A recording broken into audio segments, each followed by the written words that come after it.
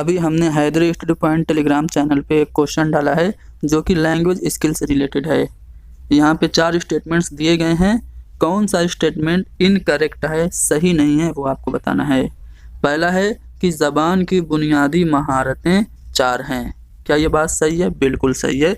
Language skill 4 होती हैं। कौन कौन सी? सुनना यानी कि लिसनिंग स्किल, उसके बाद स्पीकिंग स्किल, उसके बाद रीडिंग स्किल और सबसे बाद में राइटिंग स्किल। ठीक है। उसके बाद है कि सुनना और पढ़ना अखज़ी महारत है, यानी कि लिसनिंग स्किल और reading skill receptive language skill है, और लिखना और बोलना यानी कि राइटिंग स्किल और स्पीकिंग स्किल ये आपकी तख्लीकी महारत है, प्रोडक्टिव लैंग्वेज स्किल है। तो ये बात भी बिल्कुल सही है।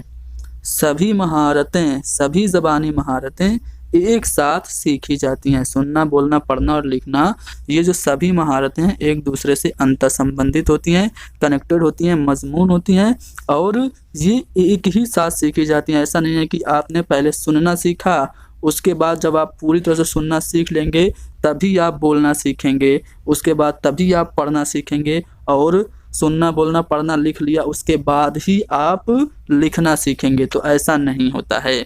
इसकी एक सही तरतीब होती है, सुनना, बोलना, पढ़ना और लिखना, बस समझाने के लिए।